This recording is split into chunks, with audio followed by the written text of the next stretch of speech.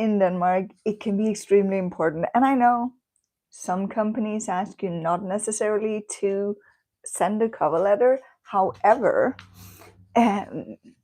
if some people will ask you, or some companies will ask you not to, like you only need to send a CV, just send a CV. Some companies will ask you to send your CV or your resume, and then you're welcome to add a cover letter.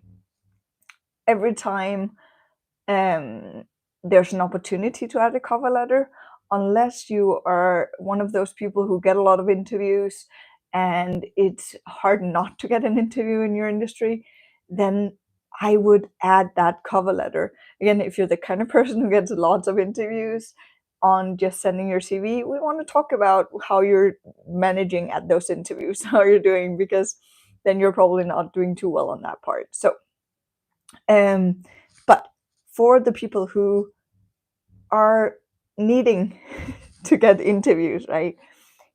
How I see this is that if they're saying add a cover letter, or then of course do it. But if they're saying you can, you don't have to, but you can, then I would see that as an opportunity to promote yourself even more, to show them even more that, hey, this is a great way for me to show them what I can do.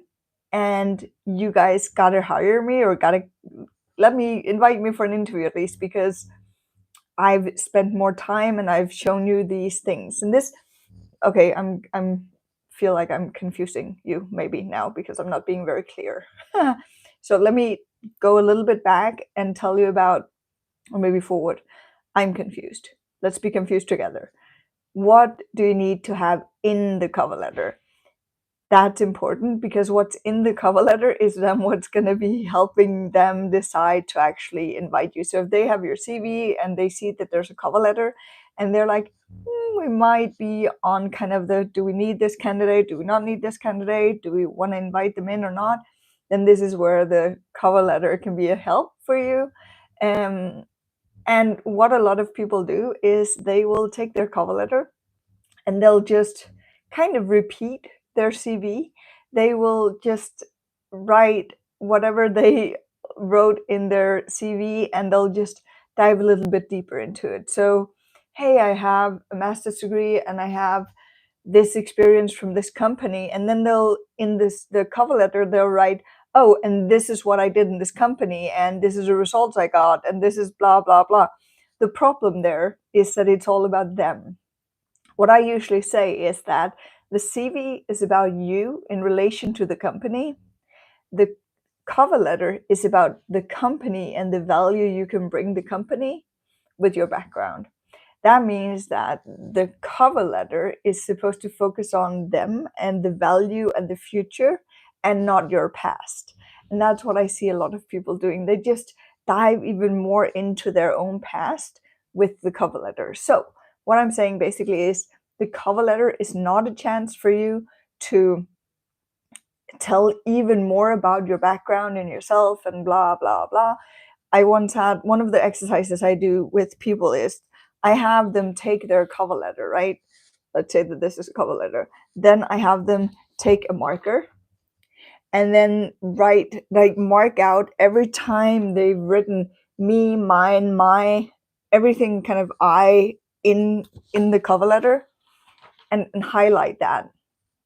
And I kid you not, I've seen an example with a one-page cover letter. That, by the way, is the maximum length of a cover letter is 1 page. But in 1 page, this person wrote I, me, my, mine 40 times, more than 40 times. I don't remember quite, but it was a bit more than 40 times. 40 times. So that was very much focused on them and not on the company, right? So to say it a bit bluntly, or maybe a bit harsh, the company doesn't care about you until you've actually shown them what is it that you can bring, why is it that you will be of value to them. And sometimes, based on your CV, your cover letter, your LinkedIn profile, all of these things, it's super obvious.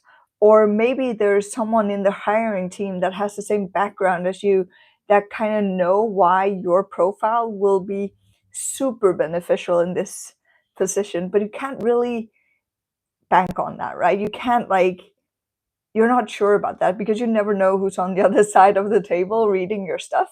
So really making it so that what you're giving them is showing them everything, right? You're showing them the whole thing. Like, hey, this is my background and this is how it can be used with you guys.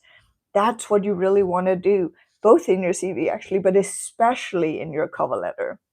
So when you have your cover letter, you start by, I just looked at a cover letter earlier today, and it was like this very generic, dear Mr. or Mrs.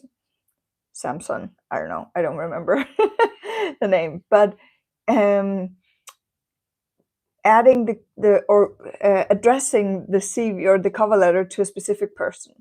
I don't want to do that. I want to do something different. I want to create a headline. I want to grab their attention and say, hey, this is what you're going to read about here. This is why this is interesting. And writing dear Mr. and Mr. or this is an application to the position of XX with company XX. So do something a bit different. Do something to grab their attention, right? Then you will put in subheadlines as well so that it's easy skimmable.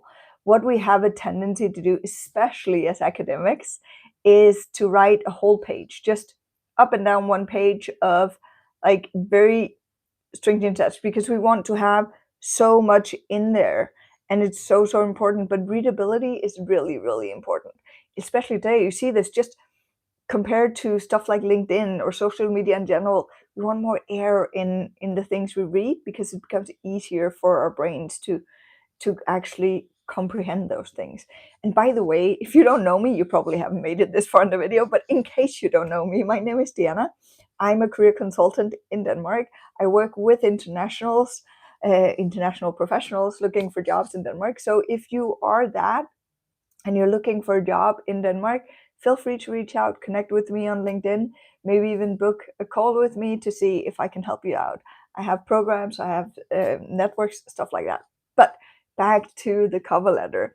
So we want to have subheadlines as well. I would say have 3 to 4 paragraphs throughout the page, and then have subheadlines for every one of those paragraphs, right? The reason we want to do this, again, it's about making this easily digestible. A recruiter typically have about 30 seconds to look through and this depends, of course, how many applicants, how many, which companies, how many recruiters are on this task, but they will generally have about 20-30 seconds to do a first glance at CV cover letter. 97% is the last number I have, look at the CV first. CV always important, and remember also to motivate the CV, not just the cover letter. And then 47% never read the cover letter if the CV is not interesting. So that is why you need to also focus on the CV, right? But the cover letter is still super important. They will be very fast in the read through. So making it easy for them to see, what is this about? What is your focus? This is also where your research from earlier is so super important, because when you do good research, you're also more likely to be able to really catch them in your headlines, your subheadlines, and also, of course, just in general in your CV and your material, because you know what they're looking for. So when you actually do a lot of research, you call the company, you research them online, all of these things, you can create a very good material that's more likely to actually get you the interview. So when you then get an interview, you're also more likely to get the next interview because you've done all of this research. So really figuring out how to focus your material, especially also your cover letter here, is super important, because this is where you have, without having the interview yet, this is your chance to actually shine and show them how you can create value. This is your chance to set yourself apart.